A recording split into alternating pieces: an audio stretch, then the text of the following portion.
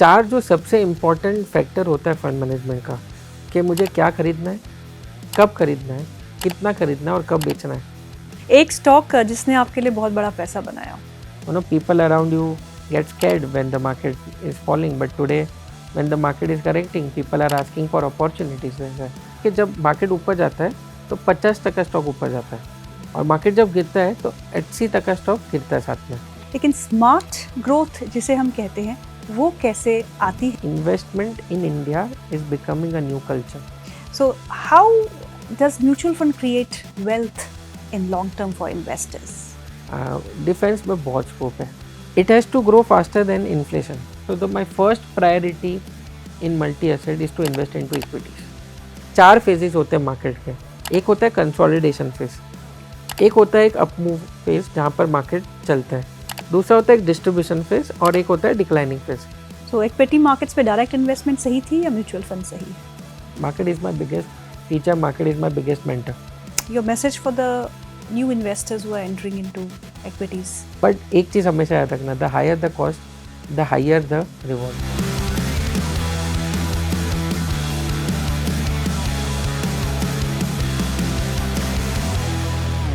Hello and welcome to our podcast series. और आज हम फिर से एक बहुत ही इम्पॉर्टेंट टॉपिक पे बातचीत करेंगे.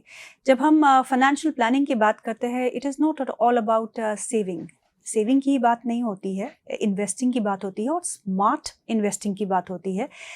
It is basically growing your money smartly. और पैसा आप कैसे स्मार्टली बढ़ाते हैं, आज इसी पे बातचीत करेंगे. और इस पे बातचीत करने के लिए हमारे साथ बहुत ही खास मेहमान मौजूद है, mister Viraj Gandhi. He is CEO of Samco mutual fund. Viraj, बहुत बहुत शुक्रिया आज हमारे साथ जुड़ने के लिए. थैंक यू वेरी मच मुझे इनविटेशन देने के लिए. And I am also looking forward to interact with my entire team and particularly with your team. बताइए क्या बात करनी है. जी चलिए विराज, आपने बोला बताइए क्या बात करनी है. बात ये करनी है कि जब भी हम इन्वेस्टिंग की बात करते हैं, फाइनेंशियल प्लानिंग की बात करते हैं, तो हम सेविंग्स पे तो जोर देते ही हैं, लेकिन सेविंग्स के बाद अपने पैसे को ग्रो करने पे जोर देते हैं. पर ग्रोइंग तो पैसे को बढ़ा भी सकते हैं. आप एक सिंपल सा FD कर सकते हैं, वहाँ पैसे धीरे से बढ़ेंगे. लेकिन स्मार्ट ग्रोथ जिसे हम कहते हैं वो कैसे आती है? और म्यूचुअल फंड्स सही है, हम सबसे बोल रहे हैं म्यूचुअल फंड सही है और आप म्यूचुअल फंड से ही वाबस्ता है और उनसे जुड़े हुए हैं. सो how does mutual fund create wealth in long term for investors? देखिए क्या होता है, आप जो भी बिजनेस कर रहे हो या आप जॉब कर रहे हो, तो आप अपना टाइम ट्रेड कर रहे हो, अपना स्किल सेट ट्रेड कर रहे हो और पैसा कमा रहे हो. That is one part of the business. और ये जो पैसा आपने कमाया है, जो जमा किया है, जिसको आप वेल्थ क्रिएशन बोलते हो, एसेट क्रिएशन बोलते हो, उसमें से पैसा कमाना ये दूसरा बिजनेस होता है. Okay. जिसको हम बोलते हैं कि पैसे में से पैसा कमाना, which is over a long period of time called as passive source of investment also. कि मैं फिजिकली काम करूँ कि नहीं करूँ, मेरा पैसा काम करना चाहिए और उसको अच्छी कंपनी में डाल के उनके स्किल सेट के ऊपर लेवरेज करके उसमें से पैसा कमाना चाहिए. That is the world of investments. ये दोनों बहुत अलग स्किल सेट होता है, ये दोनों का बहुत अलग माइंडसेट होता है. इसके लिए ज़रूरी नहीं कि जो आदमी इसमें सक्सेसफुल हो वो इसमें सक्सेसफुल हो. Okay. ये पूरी एक अलग दुनिया है, इसका पूरा एक अलग साइकोलॉजी है. But what is more important कि आपने जो भी वेल्थ जमा किया अभी तक मेहनत करके, it has to grow faster than inflation. Correct. आपने एक अमाउंट जमा किया है, साथ साथ में इन्फ्लेशन भी आ रहा है दुनिया में, तो वो अमाउंट का जो एब्सोल्यूट वैल्यू है वो तो वो रहता है, बट उसका जो रियल वैल्यू है वो धीरे धीरे करके कम होते जाता है. सो इन्वेस्टमेंट वर्ल्ड में क्या होता है, आपको ये पैसा राइटली इन्वेस्ट करके एक ऐसी जगह लगाना चाहिए जो आपको इन्फ्लेशन को बीट कर दे, प्लस आपका टैक्सेस आप उसमें से कैलकुलेशन करो तो फिर एक अमाउंट बचना चाहिए. That is what we called as growth. उसको बोलते हैं कि आपका जो वेल्थ है वो ग्रो कर रहा है faster than the outpacing most of the time the inflation number. But जैसे आपने कहा कि सेविंग्स के थ्रू हो सकता है, सेविंग्स कभी कभी बैरली इन्फ्लेशन को बीट करता है. करेक्ट. और कभी कभी नहीं करता है, depending on where the interest rate is. So मतलब आपने कभी कोई बैंक को पैसा दिया 100 रुपया और बोला कि मेरा FD करो, और उन्होंने बोला कि कभी कभी 6% मिलता है, कभी कभी 8% मिलता है, जो आज के डेट में 7 और 8 के बीच में है। But inflation is also very very close to 7 to 8%। So हमको ऐसा लगता है कि 3 से 4% इन्फ्लेशन है, बट नॉर्मली एक इंसान को ऐसा देखना चाहिए कि मेरी जो नॉर्मल लाइफस्टाइल है वो लाइफस्टाइल मेंटेन करने के लिए नेक्स्ट 12 से 24 महीने में मुझे कितना एडिशनल कमाना पड़ेगा, और उसको बीट करने के लिए the best source of creating wealth over a long period of time is always equity market. So being in equity through mutual funds, जिसमें आप you are heading and looking at Samco mutual fund. पहले आप अपनी journey के बारे में बताइए, Samco तक पहुंचने में कितने चैलेंजेस, कितने साल, और अभी जो है वो सैमको कहाँ तक पहुंची है और उसका कहाँ तक देखते हैं आप उसको ले जाते हुए? So I'll start with my journey, क्योंकि आप जर्नी के बारे में पूछ रहे हो। So I come from a very humble middle class background, जहाँ मैं, मेरी सिस्टर, मेरे मदर और मेरे फादर चारों को काम करना पड़ता था ताकि घर चल सके। So I come from that kind of a background. Then I completed my studies, MBA किया है मैंने कैपिटल मार्केट में फ्रॉम NM यूनिवर्सिटी। वैसी सिचुएशन थी वो टाइम पे कि वो MBA करने के लिए भी मुझे लोन लेना पड़ा था। Okay, so we come from that kind of a background. मेरा फर्स्ट कैंपस प्लेसमेंट रिसर्च में हुआ था ICICI सिक्योरिटीज में, as a third banking research analyst on the ICICI direct में, to be precise, retail segment में। वहाँ से मेहनत करते करते रिसर्च सीख के I completed that journey and मुझे एक ब्रेक मिला एस के इन्वेस्टमेंट्स में as a research analyst and as a junior portfolio manager. और फिर जर्नी समझ आ गई कि एक जगह पे मैं ये बताता था कि क्या लेना चाहिए, क्या बेचना चाहिए, दूसरी जगह पे मुझे इवेल्युएट करना था कि मुझे क्या लेना चाहिए, क्या बेचना चाहिए। And there from there I took over the role of an entrepreneur. I step down my journey as an employee 2013-14 में, and I tried multiple things. फिर मैं, बट उस टाइम से मैं सैमको से जुड़ा हुआ हूँ, not in any official capacity, but promoter group के साथ मैंने बहुत मिलके काम किया हुआ है। And then we applied for mutual fund licence and we got the final licence in 2021। I was been called upon by the promoter group, the Modi family, और उन्होंने बोला कि विराज, we want to take you the role of the chief business officer and particularly focusing on institution sales। मतलब कि organized channel में जाके आपको distribution network बढ़ाना है। Now as I told you, I have no mutual fund background, stock market का background था, research का बैकग्राउंड था, बट म्यूचुअल फंड का बैकग्राउंड नहीं था। So I kept learning a lot, and then eventually there was an offer made to me कि you need to be upgraded to you are been nominated as a CEO of the mutual fund। So the journey is very very interesting, very very aspiring, but at the same time उसके खुद के बहुत challenges साथ में हैं। तो सबको ऐसा लगता है कि people are lucky, but lucky होने के लिए भी you have to be at the right place at the right time, और वो सब challenges को आपको एड्रेस करना पड़ता है। So I am a strong believer कि आपके लाइफ में जब भी कोई चैलेंज आती है तो वो आपको प्रिपेयर करती है आगे के एक बड़े मकाम के लिए, और अगर वो चैलेंज को हम अगर सही तरीके से, सही माइंडसेट से उसको एड्रेस करते हैं तो लाइफ में वो चैलेंज कभी वापस नहीं आती, दूसरी आती है।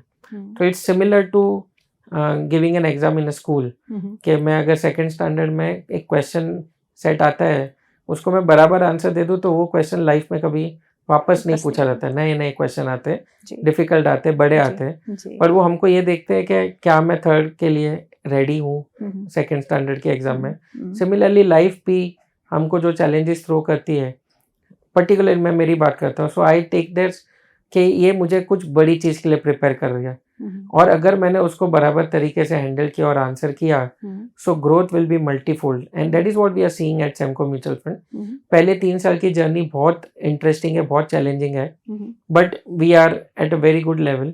सो मैं आपको थोड़ा कंपनी के बारे में बता देता हूँ। So Samco is at this point of time it's the only कॉर्न ड्रिवन 100% कॉर्न driven mutual fund in India. Momentum is the strategy that we have built. So factor based investing जिसको हम बोलते हैं. So we have chosen momentum as our factor.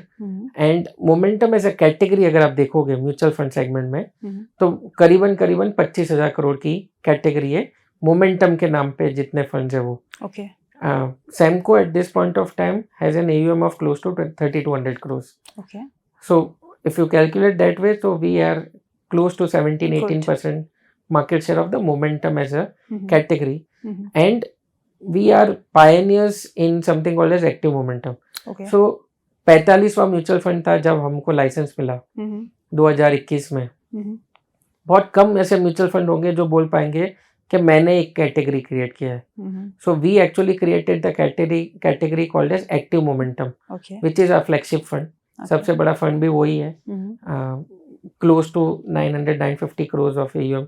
सो 3,200 में से 900-950 करोड़ सबसे बड़ा फ्लैगशिप फंड में. And it is done reasonably well in the past 2 years. 2 साल हो चुका है. And it has seen the ups of the market, downs of the market. It has scene sideways market for the past 12 months, and it has done reasonably well. So this is the entire journey. बहुत interesting है, बहुत challenging है, but मजा आ रहा है. विराज, ये बताइए कि आपने कहा कि आप इक्विटी मार्केट्स को से अब म्यूचुअल फंड्स में आ गए हैं. सो इक्विटी मार्केट्स में डायरेक्ट इन्वेस्टमेंट सही थी या म्यूचुअल फंड सही है? सो मैं ऐसे देखता हूँ, सो म्यूचुअल फंड बिजनेस तो इक्विटी मार्केट का ही है. So this is how I see it, कि at the end of the day हम जो भी स्कीम दे रहे हैं, उसमें जो पैसा बन रहा है वो इक्विटी मार्केट से बन रहा है, शेयर से बन रहा है. तो इन अ सिंपल लैंग्वेज, बिजनेस तो हलवाई का ही है, ठीक है, और वो मिठाई शेयर बाजार है. सो म्यूचुअल फंड है वो बिजनेस, वो हलवाई का वो पैकेजिंग है. So different scheme is actually packaging of equity shares and of equities in a different way. So ultimately business तो equity market का ही है. तो मार्केट समझना, मार्केट से पैसा कमाना, और मार्केट के मूवमेंट को समझना कि फिलहाल मार्केट में क्या हो रहा है, is actually the real business. और म्यूचुअल फंड में हमारी जरूरत इसके लिए, because we have to control the emotions of the market. हमारा काम है कि जो लोग डायरेक्ट इक्विटी में वो इमोशन नहीं हैंडल कर सकते, वो इमोशन को हमको हैंडल करना है through the organised and structure way. So ultimately we are in the same business of equity market. It's just that we have taken another route. Rather than direct equity, we have taken the route of a mutual fund to service people. Why momentum?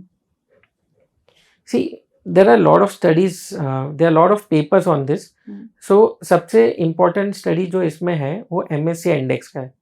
MSCI index ने last 215 साल का history निकाला है of different asset classes.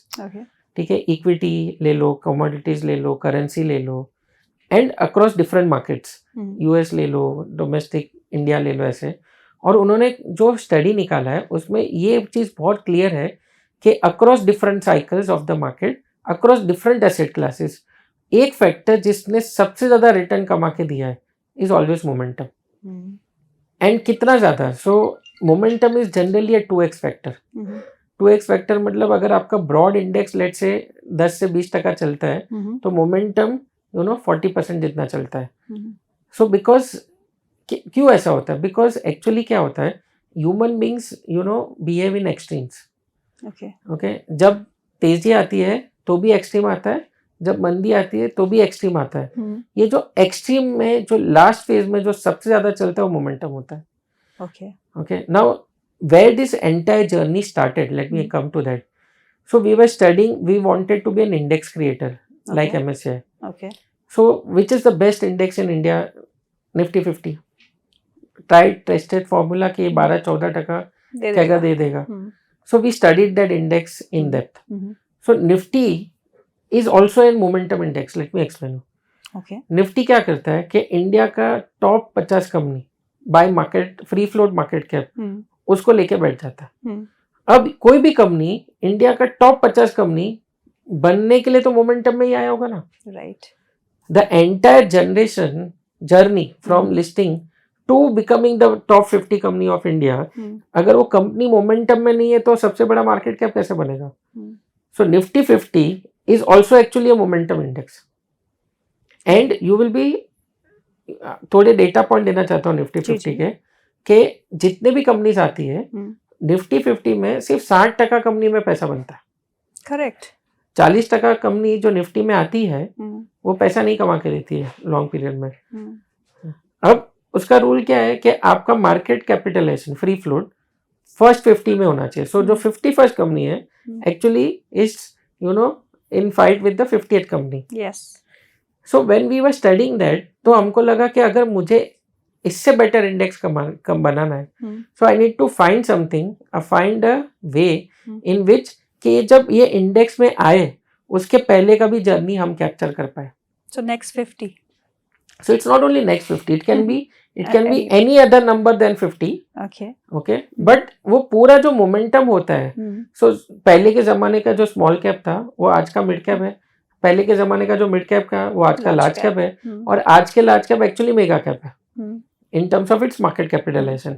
So this journey from a small cap to a mid cap to a large cap is actually capturing of the entire momentum of that particular company. तो पहला ये है कि हम कैसे इसको अर्ली आइडेंटिफाई करें, हम कैसे उसके में जल्दी निवेश करें ताकि वो पूरा जो वेल्थ क्रिएशन है, जो जहाँ पर आपका पैसा मल्टीप्लाई हो सकता है, उसको हम जल्दी कैसे आइडेंटिफाई करें। So there are momentum indicators. Second, on the other side there are, जैसे मैंने आपको बोला कि सिर्फ 60% कंपनी कमा के दे रही है जी, तो देयर आर सर्टेन कंपनीज जिसमें पैसा नहीं बन रहा है। सो अगर मैंने आपको 2020 में बोला होता कि इंडिया में बहुत बड़ा रैली आएगा 2020 से 2024 में, बट आपका जो सबसे बड़ा प्राइवेट बैंक है, सबसे बड़ा एनबीएफसी है, परफॉर्म नहीं करेगा, बट वो परफॉर्म नहीं करेगा, तो 2020 में मैं नहीं एक्सेप्ट करता कि how can the India growth story happen without this. So can I identify a way कि ये उसका सही टाइम है। सो 2010 से 2020 सिर्फ ग्रोथ चला, 2020 से 2024 सिर्फ वैल्यू चला in terms of the strategy.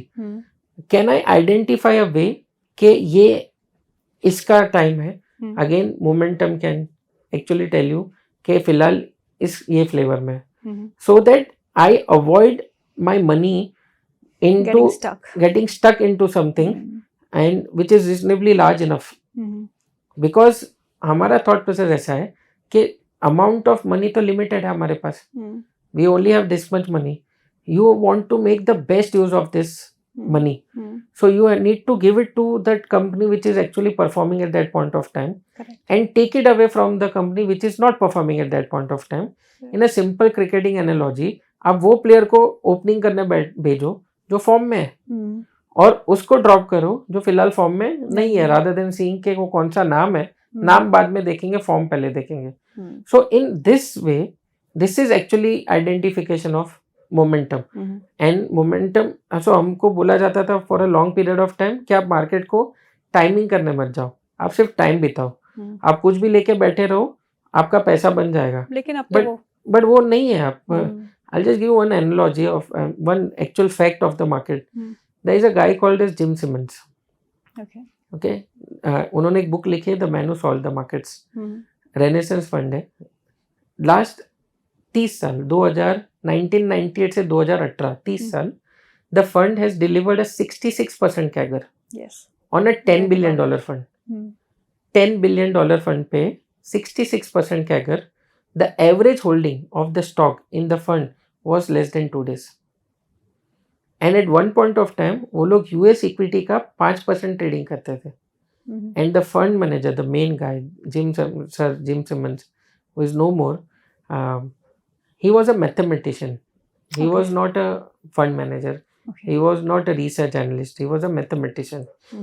And that's why I said the man who solved the markets. So he said that market is completely a maths. एक फॉर्मूला मैथ्स का, उसको सॉल्व करना है। अगर आपको मैथ्स में है, इट्स अ परफेक्ट साइंस, तो ह्यूमन इमोशन बाहर निकल जाता है। और अगर आप ह्यूमन इमोशन बाहर निकाल दो, then I think the difference between the great fund manager and the greatest fund manager, the difference is only the emotion in between. Correct. अब ये चीज को आपको सिंप्लीफाई करना है और एक एक फॉर्मूला क्रिएट करना है, mathematical formula, and that is what we call algo driven fund management. और वो फॉर्मूला को आपको thoroughly टेस्ट करना है और a long period of time कि ये फॉर्मूला कब चलता है, कब नहीं चलता है, कितना चलता है, चलता है तो कितना ज़्यादा चलता है, नहीं चलता है तो कितना कम चलता है, कितना आउट परफॉर्म करेगा, कितना अंडर परफॉर्म करेगा. So there is some predictable output Outcome. because of this. Now, to our understanding, this is what we are trying to create. We are in the process. We have done reasonably well, but this is an exciting journey. I think most of us. So I'll just take one example. So अभी हमने देखा था there's one big algo-driven company which has been asked to leave India, but the fact of the matter is कि वो 40-50 हज़ार करोड़ रुपया India से कमा के लेके गए. राइट. So लोग बोलते हैं कि it's dangerous to be in a derivative market, but somebody without a fund manager, only data driven trades have actually made money. So when can we expect your index? So we are actually creating indexes. Okay. So मेरे जितने भी scheme है is actually one index. We create index every day, every hour. So but the calculations that you're working on कब तक आएंगी? So calculations तो अभी in play है. अच्छा. The algorithms are in place. So this entire 30-100 crores that we have is completely 100% algorithmic in nature. अच्छा. So चार सबसे important. But there must be some कोई risk तो associate होगा इसके साथ. Risk factors. Risk तो होता ही है मार्केट में ma'am. I'll explain you what is the risk. So चार जो सबसे important factor होता है फंड मैनेजमेंट का कि मुझे क्या खरीदना है, कब खरीदना है, कितना खरीदना है और कब बेचना है. All these four answers are driven by the system that we have created. Okay, so this is point number 1. Associated risk, मैंने जो फैक्टर यूज किया है वो फैक्टर हर टाइम फ्रेम में नहीं चलता है जी. ठीक है. सो फॉर एग्जांपल अगर आप टूर दे फ्रांस जो साइकिलिंग कंपटीशन है, सो उसमें कैसा होता है कि साइकिलिस्ट को 3 फेजेस के थ्रू जाना होता है. एक होता है जहाँ पर उसको स्लोप में ऊपर जाना है, चढ़ान चढ़नी है. एक होता है जहाँ पर उसको नीचे उतरना है और एक होता है उसको स्ट्रेट रोड्स पे चलाना है. There are no cyclist in the world जो फर्स्ट आया और फर्स्ट आया. So there are combinations of. Why am I explaining this? क्योंकि मार्केट भी ये 3 फेजेस के थ्रू ही जाता है. करेक्ट. सो आपने जो फैक्टर्स यूज किया है हर मार्केट के टाइम में नहीं चलता है. कोई भी स्ट्रेटेजी हर टाइम फ्रेम में नहीं चलता है जी. बट क्या वो ज्यादातर टाइम में चल सकता है? और जब वो चलता है क्या वो उतना चल सकता है कि वो जब नहीं चले तो उसका अंडर परफॉर्मेंस कवर हो? That is the entire math. So momentum actually the strategies that we have build सबसे बेस्ट चलता है जब ऑल आउट तेजी होता है. Point blank. ऑल आउट तेजी में मोमेंटम को कोई बीट नहीं कर सकता. ऑल आउट मंदी 2008 काइंड ऑफ अ सिनेरियो में भी ये फैक्टर बहुत अच्छा करता है क्योंकि ये आपको बता देता है कि you have to get out of the market. So you will actually fall less through hedging strategies. So in 2 cycles of the market, an upswing and a downswing, momentum as a strategy that we have built, the factors that we are using will do brilliant. Brilliant will be an understatement. But ये जो बीच में जो time होता है जो last 1 साल से चल रहा है मार्केट में अभी का टाइम है जहाँ मार्केट एक्चुअली कहीं नहीं गया है. मतलब market is virtually there and there but in this 12 months there is a lot of volatility in between. ऊपर भी गया नीचे भी आया, वी शेप ऊपर गया वी शेप नीचे आया, सब हुआ है. So this is a deterrent. This is the time where actually momentum, क्योंकि मोमेंटम ही नहीं है, this factor under performs. But क्योंकि उसने इतना आउट परफॉर्म किया in a good market in a bad market कि this is taken care of. कि आप जब पूरा सा मार्केट का साइकिल देखोगे तो मोमेंटम एज अ कैटेगरी में आपको आउट परफॉर्मेंस दिखेगा. बट अगर आप पॉइंट टू पॉइंट देखोगे तो आपको कहीं ना कहीं दिक्कत आएगी. सो 70 to 80% of the time markets are trending whether up or down. But there are 20% of the time markets are not trending anywhere. So that is the factor where we momentum as a category and so this is the risk. So विराज अभी market की बात करते हैं. As you said कि market कहीं नहीं गया और अगर जाता भी है तो बड़ी volatile moves देखने को मिल रही. तो ऐसे बाजार में आपकी स्ट्रेटेजी क्या रहती है? मोमेंटम तो ठीक है, it is taken care of, but is this a market that you really would get invested in या फिर आप को सोचना पड़ता है, स्टॉक स्पेसिफिक मूव्स को पढ़ना पड़ता है? सी पहले कैसा होता था, so I am taking 2 steps behind to explain this. पहले ऐसा होता था कि इंडिया स्टोरी जब चलता है तो सब मोस्टली चलता सब है। कुछ चलता है. सो बिल्कुल। But that is not the fact. The fact is कि जब मार्केट ऊपर जाता है तो 50% स्टॉक ऊपर जाता है और मार्केट जब गिरता है तो 80% स्टॉक गिरता है साथ में. This is the fact. So now if this is the fact, it is even more important and interesting कि आप राइट स्टॉक और राइट सेक्टर टाइम पे चुनिए. Okay, so this is very very important. So bottom up approach हमेशा काम में आता है क्योंकि हर टाइम पे हर चीज नहीं चलती है. As simple as that. So at this point of time अगर आप हमको पूछेंगे तो हम लोग सिलेक्टिवली पॉजिटिव है okay on the market. Okay why selectively positive? क्योंकि अगर आप देखोगे तो सब लोग बोलेंगे आपको कि इंडिया महंगा है, मिड कैप थोड़ा महंगा है, स्मॉल कैप का करेक्शन हुआ, वापस ऊपर आ गया, large cap is not performing. So there are 3 different buckets that we have to put इन.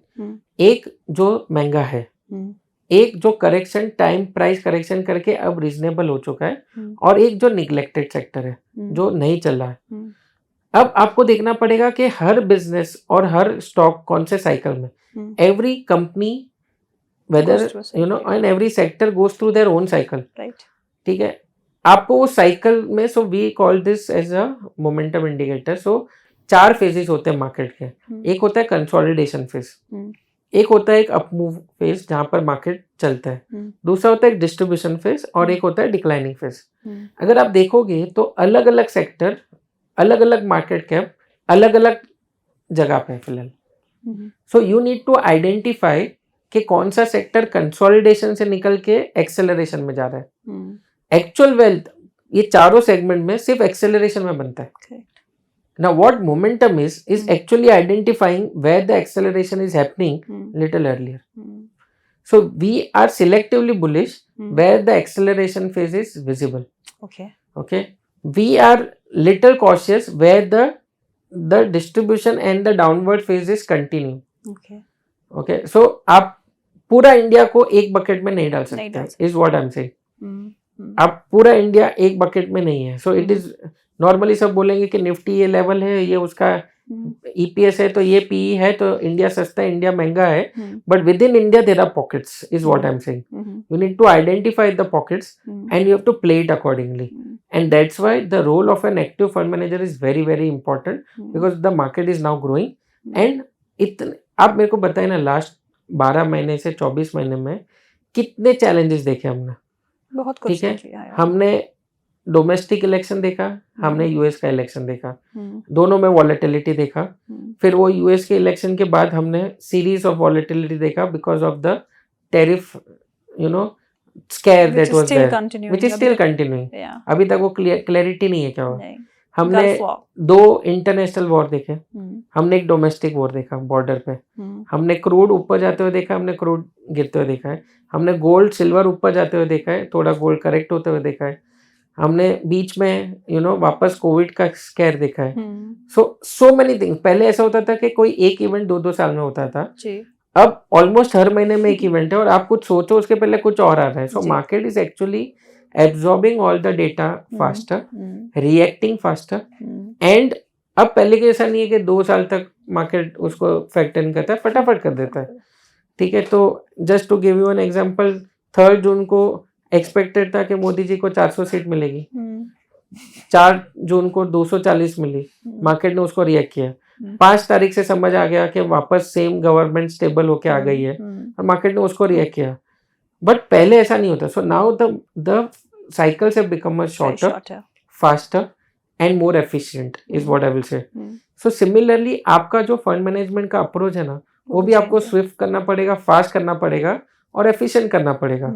और ह्यूमन बीइंग्स थोड़ा टाइम लेते हैं, बायस होते हैं तो टाइम लगता है. अब आप 1-2 दिन में नहीं रिएक्ट कर सकते हो कि क्या हो गया. So because of that is what I am saying, that you need to take that emotion out of the equation. कि आपको वो इमोशन नहीं चाहिए कि अभी का सिनेरियो लेते हैं. एक फ्राइडे को वॉर था, ऑल आउट वॉर था बॉर्डर पे. फ्राइडे को market was down 400-500 Nifty points. Weekend में सीज फायर हो गया and it open gap up on a Monday, but on a Tuesday it again fail. Okay, without anything. So ultimately war हो रहा है, नहीं हो रहा है और फिर वापस हो रहा है, मतलब then the series is becoming so fast, the reaction has to be even faster, swifter and very very efficient in terms of execution plans. I think that is the need of the hour and that is what we are trying to create. So अभी जिस pockets की आप बात कर रहे थे, तो ये पॉकेट ऑफ वैल्यू अभी आपको कहाँ दिख रहा है? So we, as I said, we are a momentum play. हाँ, yes, pocket of momentum कहाँ दिख रहा है? Right. So there are a lot of sectors which are showing momentum. Particularly wealth management से related जितने भी businesses है, ठीक है, be it AMC, be it wealth managers, be it brokers, so वहाँ पर बहुत momentum है. Okay. Because of the business that they are into. This is very very clear कि वहाँ पर, so पहले के ज़माने में, so there is a fundamental shift also in India. पहले के ज़माने में हम सेविंग्स के बारे में सोचते थे, हम कमाते थे, हम सोचते थे कि मैं बैंक में रखूँ, there was a saving cult. Now there is an investment cult. अब जाके किसी को स्टॉक या म्यूचुअल फंड बेचना नहीं पड़ता है.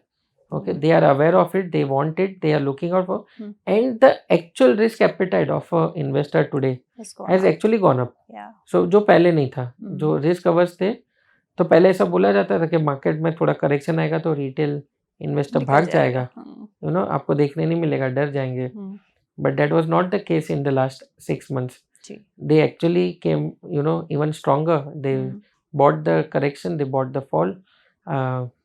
So मैंने किसी को भागते हुए नहीं देखा एक्चुअली. So but पहले देखा था मैंने 10 साल पहले से. तो पहले ऐसा होता था कि people around you get scared when the market is falling, but today when the market is correcting, people are asking for opportunities. So now they are reasonably confident, they are reasonably knowledgeable, and they are also data driven, they are more tech savvy, they actually खुद का भी analysis कर लेते हैं. And that is why this new age investors जो आए हैं, particularly after COVID, I think that is the new wave which will take us from the $4 trillion economy that we are to the next thing that we are looking to be one of the superpowers of the world, because investment in India is becoming a new culture. Okay. So wealth management related जितने भी businesses है, we are very very bullish on. Okay. Defense related बताने की भी जरूरत नहीं है, because you are seeing what you are seeing. Defense में बहुत scope है. The number of companies are limited. We need a lot of companies with different opportunities. So वहाँ पर जितनी भी नई कंपनी आएगी, जितने भी नए अपॉर्चुनिटी आएंगे, I think we are very very bullish over there. Okay. AI से रिलेटेड जितने भी सेक्टर्स है, बहुत कम अपॉर्चुनिटीज है इंडिया में जी, बट उससे रिलेटेड जितने भी सेक्टर्स है will do very very well. Anything which can actually platform से रिलेटेड जितने बिजनेसेस है जहाँ पर ऑपरेटिंग लेवरेज सबसे अच्छे तरीके से यूज होता है, so we are very very bullish over there. Okay. Few segments of pharma we are very very bullish. Okay. Real estate we are very very bullish. किसने सोचा था 600-650 करोड़ का फ्लैट बिकेगा मुंबई में, but the fact of the matter it is high and premium segment में बहुत traction है, because लोगों ने पैसा वेल्थ क्रिएट किया है. ये जब हम $2 ट्रिलियन से $4 ट्रिलियन इकोनॉमी बनी, सो बहुत सारे जो मिडिल क्लास है, सो ऊपर तो पैसा पहले से था, उसमें कोई डाउट नहीं था. They have become stronger and stronger, but there is a big wave which has pushed a lot of the lower middle class and middle class to the higher middle class. और कोई भी अपना lifestyle improve करने के लिए सबसे पहले क्या मांगता है? एक घर और एक गाड़ी. Okay, so real estate is doing very very well. अगर आप नंबर भी देखोगे तो आप दिखेगा कि हाई एंड प्रीमियम प्रॉपर्टी में बहुत डिमांड है. सो ऐसे बहुत सारे सेक्टर है वेयर डोमेस्टिक इकोनॉमी से रिलेटेड जितने भी सेक्टर है we are very very bullish. उसमें तो बहुत स्ट्रेंथ दिख रहा है. So this is what it is. So ऐसे आपको हर चीज़ को अलग तरीके से देखना पड़ेगा और उसमें एक रीजनेबल वैल्यूएशन जहाँ आपको मिले, आप जो स्टोरी के साथ आप एसोसिएट होना चाहते हो, सो वहाँ पर आपको you should be looking for opportunities. Are you 100% invested या फिर कैश में भी हैं अभी? अलग अलग स्कीम का अलग अलग आंसर है madam. So few of the schemes are 100% invested. Few of the schemes जहाँ पर capital protection is my priority, वहाँ पर 70-75% है. एंड थोड़ी जगह पर gold is also as an option multi asset में. सो वहाँ पर इक्विटी वाला पोर्शन जहाँ पर भी है, वहाँ पर we are about 80-85% invested. Okay. जहाँ पर कैपिटल प्रोटेक्शन की बात है वहाँ पर थोड़ा इक्विटी कम है, okay. But selectively we are positive on the So market. how bullish are you on gold now? Gold का अगर आपका थोड़ा लंबा व्यू है तो we are very very bullish. Okay. So एक बहुत एक्सटेंडेड रैली हमने ऑलरेडी देख ली है गोल्ड में, but because the central bank सी पूरा मार्केट का थीसिस क्या होता है, डिमांड एंड सप्लाई। अगर आप मेरे को बताइए, जो सप्लाई ऑफ गोल्ड है लिमिटेड है क्या अनलिमिटेड है? लिमिटेड है। अगर central banks, the biggest banks of the world, जो ट्रेडर नहीं है बाय माइंडसेट, लेके बैठ जाए तो फ्लोट कम हो जाता है। That is how the wealth is created in stock markets. So क्योंकि वो फ्लोट कम हो गया, every additional demand is actually leading to a new price. Correct. So जब तक के सेंट्रल बैंक्स का सेलिंग नहीं आ रहा है गोल्ड में, we are very very bullish on gold for a medium to long term perspective. And silver? Silver is an industrial commodity. Over a long period of time अगर आप देखेंगे तो gold और सिल्वर ने इक्वल काइंड ऑफ रिटर्न दिया हुआ है, but the volatility in silver is little higher than gold. Okay, so silver because is an industrial commodity, वो थोड़ा वॉलेटाइल है। उसको स्टोर करना सबसे बड़ा चैलेंज है। So one should look at avenues to invest into silver. We are bullish on silver also, but अगर आप मेरे को बोलेंगे कि हमने उसको कैसे ग्रेड किया है, so the my first priority in multi asset is to invest into equities. Okay. Because equity is a broad based asset class. आपको within equities you have so many choices. Right. अगर वो equity market में मंदी है, then the second asset class we look it is gold. अगर gold में तेजी है वो टाइम पे, then that is the second preferred asset class.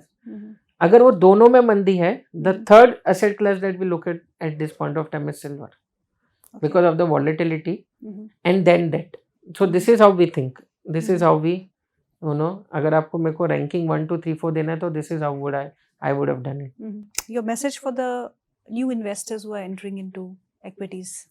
So I मतलब थोड़े लोगों को ये अच्छा नहीं लगेगा, but I am strongly of the view कि आपको लोग बोलेंगे कि आपको डायरेक्ट इक्विटी नहीं करना चाहिए। I have also come from a mutual fund background, so सब लोग बोलेंगे खाली mutual, but you should have a mix of both.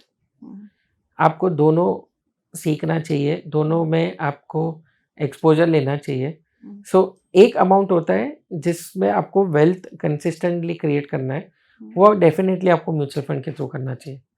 But एक अमाउंट ऐसा होता है जिसके ऊपर आप रिस्क ज़्यादा लेना चाहते हो, वो आपको डायरेक्ट, जो डायरेक्ट इक्विटी सिखा सकता है वो आपको कोई नहीं सिखा। So my entire career, my entire background, मैं जो भी सीखा हूँ, मैं जो भी आज बना हूँ, मैं जहाँ पर भी आज हूँ, it's because of what I have learn from market. Market is my biggest teacher, market is my biggest mentor.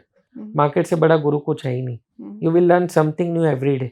Every day is a new day, it's a new class, and there is every day something that you think कि आपको तो पता ही नहीं था ये ऐसा होता है। सो मार्केट में सीखने के लिए आपको, you can not go away from direct equity, but आपको अननेसेसरी रिस्क लेके लेवरेज करके वो नहीं करना चाहिए। You need to learn that, and there is always the cost of learning जो हम भरते हैं इन इक्विटी मार्केट, और वो सबको भरना पड़ता है। बट एक चीज हमेशा याद रखना, the higher the cost the higher the reward of the market. आप जितना बड़ा कॉस्ट भरोगे आप उतना ही बड़ा, आप बार्गेनिंग नहीं कर सकते हो स्टॉक मार्केट के साथ। The entire cost has to be paid in full in advance, and there is no bargaining in markets. So एक पार्ट आप उस पर रखिए, आपका एक अमाउंट कंसिस्टेंट इन्वेस्टमेंट में जाना चाहिए। भले आप म्यूचुअल फंड ले लो या ETF ले लो या पैसिव रूट ले लो, एक्टिव रूट ले लो, वॉट एवर योर प्रेफरेंसेस, आपको अपना एसेट एलोकेशन सही करना पड़ेगा over a long period of time, और वो डिसिप्लिन के लिए आपको म्यूचुअल फंड में आना पड़ता है टू क्रिएट दैट डिसिप्लिन, क्योंकि डायरेक्टली आप वो डिसिप्लिन में नहीं रहते हो। बट दोनों का mixture I think is the right thing to do, और आज का इन्वेस्टर भी वही करता है मैडम। मतलब I think everybody will have a portion of both. Okay, and because they have a portion of both, they are actually more evolved, and that's why they are understanding this, and that's why they are not running away also. एक stock जिसने आपके लिए बहुत बड़ा पैसा बनाया, one stock. My career, so the biggest wealth that I've ever created are into two stocks. अच्छा. at that point of time I was not working, so as a matter of disclosure, that was between 2013 and 2021 before I got the. So the first one was United Spirits. Okay. जब वो deal हुआ था with Diageo. So that was my biggest wealth creating trade, and the second biggest trade that we did was SR Oil delisting. Okay. So जब वो delist होके रोजनेफ को बेचा गया था. So in history this were the biggest two trades. Before we got the mutual fund license, on a personal level, as a matter of disclosure, personally I hold Religare. ये broking company है, promoter change और वो सब अभी बहुत कहानी है इसकी. हाँ, so बहुत कुछ हुआ है. So we invested in Religare somewhere in 2017-18 before we put the mutual fund license. So अगर आप मुझे पूछेंगे in my wealth creating journey, these three have played a very very important role in creating wealth that we have created. विराज, बहुत बहुत शुक्रिया आज हमारे साथ जुड़ने के लिए, हमें इतनी सारी बातें समझाने के लिए. Thank you so much for your time. Thank you very much.